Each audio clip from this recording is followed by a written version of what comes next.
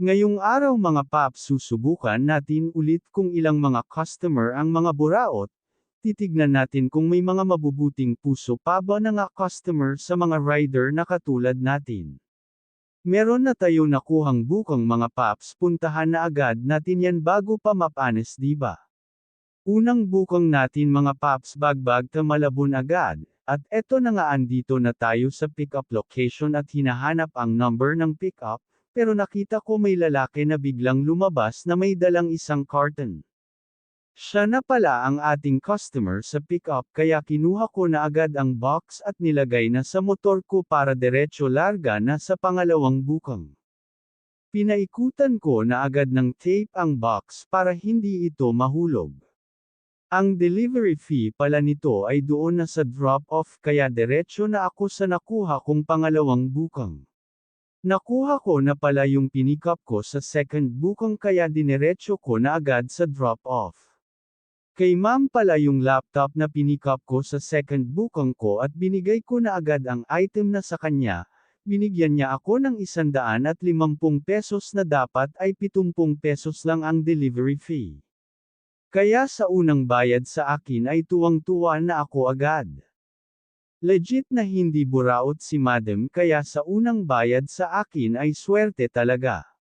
Andito na ako sa drop-off sa unang pinag-pick up ko, tinatawagan ko ang drop-off pero hindi sumasagot, kaya kinuha ko na agad ang box at dineretso na lang sa loob ng store. Kinuha ni madam ang box at binuksan agad nito. Ang laman nito, vape pala talaga ang laman ng box, kaya medyo mabigat-bigat siya. Binuksan ni madam ang box at binilang niya ang laman kung tama ba ang kanyang nasa loob ng box.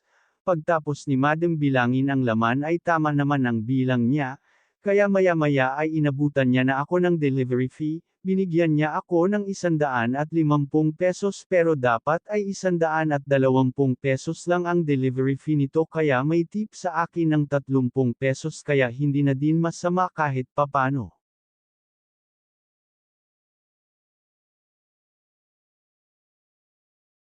Andito na ko sa aking pangatlong bukang at kukunin ko pala dito ay isang bag at isang bulaklak. Sinabi ko kay madam na pwede bang itali ko na lang yang mga yan at pumayag naman sila sa aking sinabi, pero parang malungkot si madam nang pinatong niya ang bulaklak doon sa aking motor, parang napipilitan ata siya sa aking sinabi.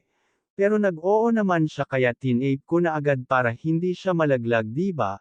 Binayaran ako ni madam ng 160 pesos pero ang delivery fee lang dapat niyan ay 140 pesos, may tip ng 20 pesos parent sakin si madam.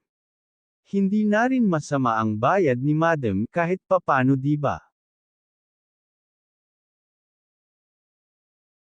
Andito na ko sa pang-apat na drop-off ko mga papse, dineliver ko na agad ang aking nakuha para makuha na agad ang pera na aking hinahangad. Kinatok-katok ko yung pinto at bubuksan ko sana, kaso di ko din alam paano buksan, pero nabuksan ko, binigay ko na agad ang parcel na aking di-deliver para makuha ang bayad na aking inaantay. Pagpasok ko sa loob, nagulat ang lalaki na nakita niya ako, kaya medyo natawa din ako, kaya sinabi ko delivery ng lalamog. Pinakita ko sa lalaki ang bukang at may tinawag siya na boss niya ata, para yun ang kukuha ng parcel at siya din ang magbabayad sa delivery fee. Maya-maya sa aking pag-aantay may lumabas na lalaki, tinitignan ng bukang para i-check kung sa kanila nga talaga ang parcel na yun. Nakita naman niya ang bukang, kaya kinuha niya na ang parcel at binayaran niya nako, 140 pesos ang delivery fee. Saktong-sakto lang ang binigay ng lalaki, pero goods and then on kahit papano. Dito na ko sa panglimang bukang ko, diretso drop off na agad tayo para makuha ang pera na ating inaasam. Huminto muna ako para tawagan ang aking panglimang bukang. Nakita ko si kuya sa gilid ko na nakaabang na pala sa parcel na aking di-deliver, kaya ibinigay ko na agad ang kanyang parcel at binayaran niya nako ng barya. Sa limang bukang ko mga paps ay may 3 customer ang nagbigay sa akin na may tip, sa 2 customer walang tip, kaya kahit papano ay all goods na din sa mga customer na mababat. May mga customer din na buraot at kupal pero madami pa din na customer na mabat at nakakaintindi kahit papano. Yun lang sa araw bata, salamat sa mga nanonood, wag nyo naman kalimutan na i-like at i-share ang video para mas umangat ang aking channel. Yun lang mga paps, salamat.